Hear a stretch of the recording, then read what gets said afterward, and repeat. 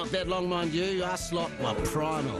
We grabbed our surfboards, we threw them into our faithful Holden station wagons, we hit the coast of New Zealand in the eternal search for that perfect set of waves, I meant. Waves. Sorry. But young Holden driving surfers have since got old and fat and acquired ex-wives and fixed-term mortgages. So, what serves the mixed aspirations of baby boomer surfers nowadays? We got 3 different SUVs at 3 different prices. The Mitsubishi Outlander, $39,000. Subaru Outback, 50 grand. The Hyundai Santa Fe, 55 grand. But what does a surfie really need? Who better to ask than New Zealand surf guru and pro surfer Maz Quinn? Number one's room, because I like putting boards inside the car. Beautiful. There you go. Comfort in the car, you got to have that.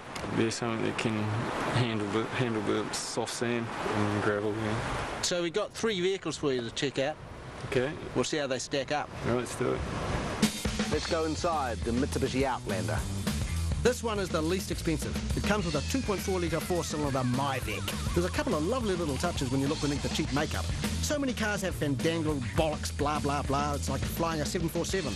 But this is easy and well thought out. It's simply simple. And this is a good idea. They're taking the cue from the old Holden station wagons. Fold-down tailgate. Oh, great for sitting down. Oh, my quads are sore after all that surfing. Oh, yeah, good for loading stuff in. And this is even better. Just make sure the kids are out of the seats first. What have we got here? The Subaru Outback. About 50,000 bucks. Looks like a legacy on stilts. Subarus, although great vehicles, have to get the consistency award for butt-ugly car design. I mean, look at the rear end. It's squarer than Bill Gates. That aside, it's run by a 2.5-litre motor and is all-wheel drive. It's tidy, but definitely it's more about function. Well, we'll talk about that later, though. Other than that, what else is there to say? In the 55K, we've got the Hyundai Santa Fe. This is the Bling King. And look at this, retractable grips. Fit a coffee cup or a water bottle. Brilliant.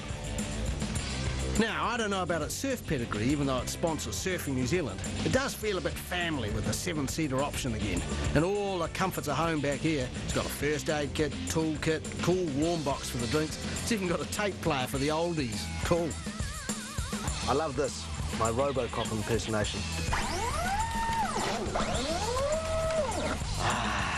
First class all the way. The Koreans really have raised the bar. And if that's not comfortable enough for you, the seat's pretty much clear right out of the way. But before you go camping, you've got to get there. So how do these SUVs handle the rough? And first and foremost, the Maz Quinn surfboard test. So this is the Mitsubishi Outlander. It's a 2.4-litre petrol engine. Well, apparently it's 9.5 litres per 100k, and we've never been able to get anywhere near that. We've been running at about 12 litres per 100k.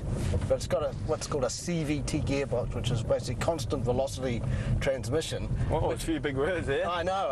Instead of gears, it's got 2 cones and a belt. It doesn't actually change gear, it just moves up and down the cone. So you don't ever get the feeling you've changed gear. It's really off-putting. What does it feel like? Yeah, I reckon too. But you think your credit'd go down turning up to Gisling in this? I guess it looks kind of flashy on the outside, and, you know, East Coast, I guess anything looked flashy down there, brand new. It's cheaper than the others by about 10 grand. It's got the same colour as the warehouse. But, God, it really does bounce around. I wouldn't like to drive forever on a gravel road, in it? No, definitely not. So, we didn't. Onto the Hyundai. It certainly started well, having no problem with the Maz Quinn. I like to keep the surfboards in my truck test. This is the Hyundai Santa Fe 2.2-litre diesel, automatic, a bit torquier than the other cars. It's really economical. It says it goes about 8.1 litres per 100k, and for a big car, that's really good. It'll switch into four-wheel drive when you're just going along, but you can actually push this button here and it goes into lock. It's a lot more forgiving on this sort of terrain, which is pretty rough around here and soft. I think it's a really comfortable car. Oh, it is, definitely, yep. Very comfy. A lot of room in the back, which is good, and you can have a seat down. Yeah. And have the boards in, which is even better, or misses. Cassette here. Yeah, is this brand new? Yeah. That's quite bizarre having tape in there. Definitely like this little thing.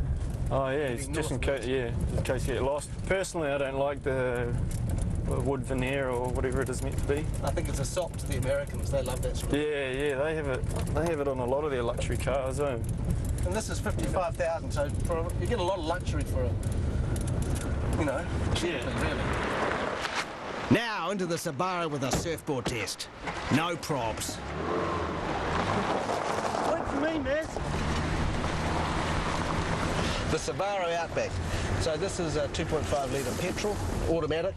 They've got a 3 litre version, which is actually very popular, but we've got the 2.5. Yeah. It's got the most simple four-wheel drive with a lot of them in the sense that it's always four-wheel drive. Yeah, that's right. Don't have to turn any knob or push any buttons. So. No.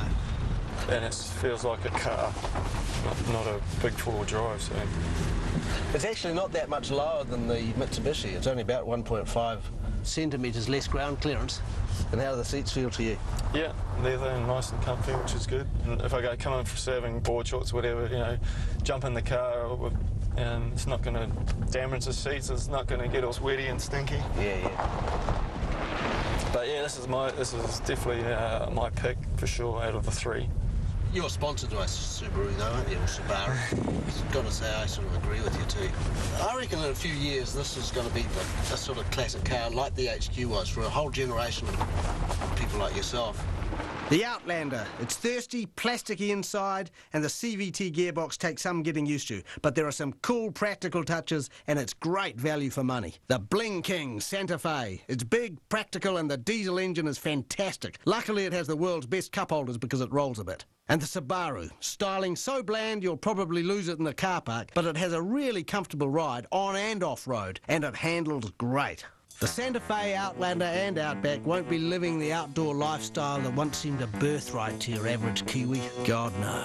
That's all a dream. Most of the time, the only off this car goes is off to school. The four-wheel drive pretensions are just for the dreamer and all of us. Hey, Flo. But after all, dreams are free. We're off to the beach. What? Why? Homework.